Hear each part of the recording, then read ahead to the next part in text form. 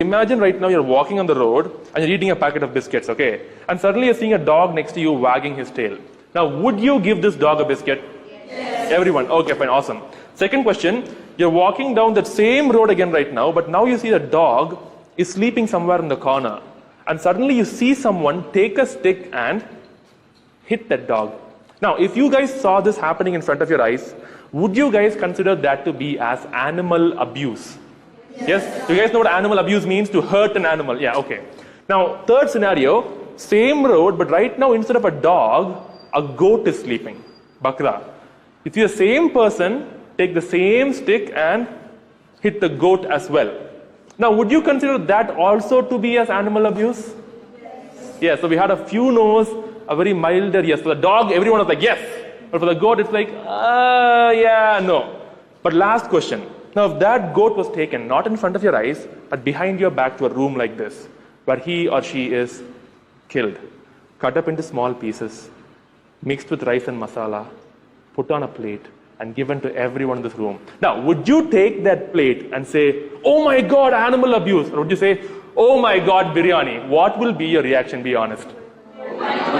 Biryani. Okay, awesome. Now, I asked this question to you guys. I know it's funny, but you guys have actually learned a new word without even realizing it. Now, I know this picture is a bit painful to look at, but this picture depicts the harsh reality of the society we're living in. Now, I want everyone to look at the word on top. You see the word speciesism, right?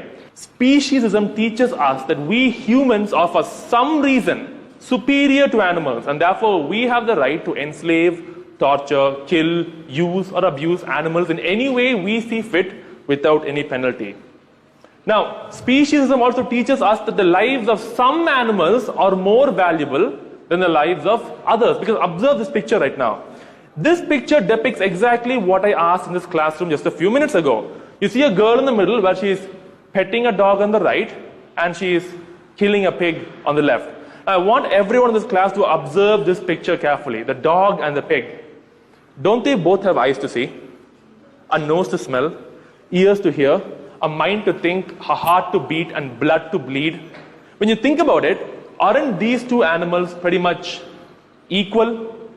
Now, if you think they are equal, then you have to ask yourself, then why do we not treat them equally in our society? You know, in our own country, India, racism, sexism, casteism, untouchability, sati, all these things prevailed for a very long time, and sadly, even today, things like racism and sexism are not abolished completely. But at least right now, on paper, and at least we have more people coming forward and saying, you know what, this is wrong. We have people standing up and saying it's wrong. Now, but why did it take hundreds of years for humans to realize this? I mean, imagine this, 300 years ago, if you were born in North America and you had white skin, you actually had the power to buy people who are of a different skin color than you. You could own them, you could beat them, and you could make them do whatever you wanted them to do.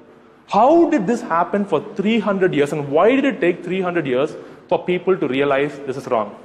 I mean, right now, can we all agree in this classroom that regardless of where we come from, what our gender may be, what our sexual orientation or any kind of mindset we may have, we are all humans and all of us are equal?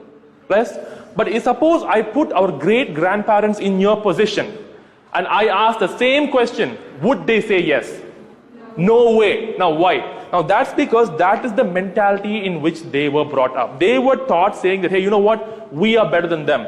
They are worse than us and we can do whatever we want to them. That is how they were taught, sadly. And it took hundreds of years to remove that. But if we go down this picture, what were you taught? In which kind of society do you live? A speciesistic society. Because when I first asked the class, do you love animals? Everyone said, I love animals. Well, now I'm asking you, do you think it makes sense to say I love animals, but kill animals and eat